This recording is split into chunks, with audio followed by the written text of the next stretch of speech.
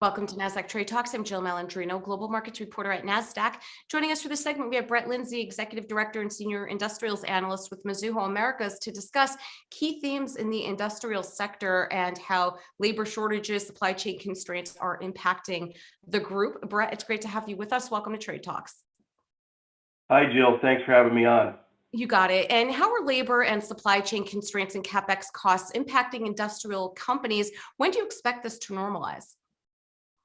Well, despite what's been a very strong demand situation, our companies are looking to untangle what's been a very complicated supply chain labor situation. Now, the good news is that backlogs are building, orders have been resoundingly positive, and we like the revenue visibility as those backlogs begin to release over the course of 2022. But in terms of the supply chain, the challenges, we'd say, have maybe gotten a little bit better on a sequential basis from Q3 into Q4, at least the early part of the fourth quarter. But things did start to tighten up late in the fourth quarter as Omicron surged. You know, the good news that we're seeing is the good news is the cases have receded quite precipitously. Unemployment claims have started to fall. However, it's very, very fluid situation. And Brett, what's the key to strengthening domestic supply chain constraints to be competitive against global manufacturers? It's not like we could just flip a switch and the supply chain just corrects itself.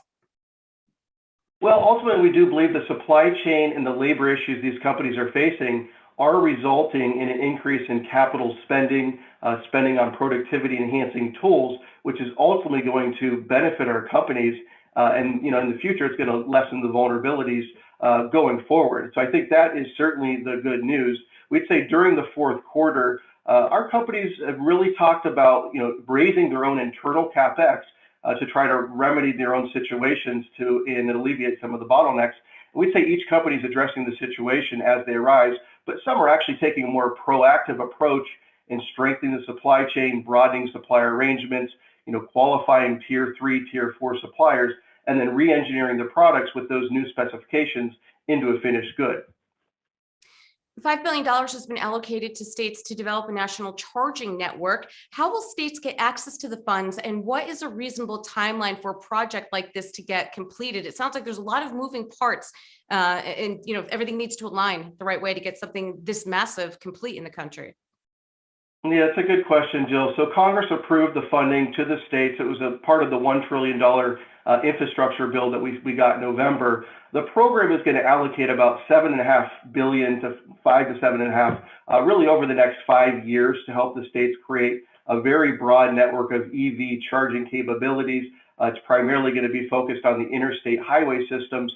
And essentially the process is going to be reverse inquiry, where the states will approach the federal government. There will be an assessment of each of those plans to meet the basic and the minimum requirements of the program. And once those deployments are qualified, things will proceed and move forward. We think it could take some time as city planning, and just the qualification process, would probably take 6 to 18 months before we'd see the initial allocations, but certainly a positive for EV, related companies. So Brett, logistically, how would this work? Would one supplier be allocated for all the states? How do we make sure that it's consistent from state to state? Well, each state is going to be allocated their own appropriation, so a certain amount of funds per state, and the state will have the opportunity to then go out to the supplier base and really go through a competitive bid process. Each one of the providers and the suppliers in EVs or the charging stations is going to get a fair shot at some of these funds. And overall, are you constructive on the industrial space? What companies are most attractive in what you cover?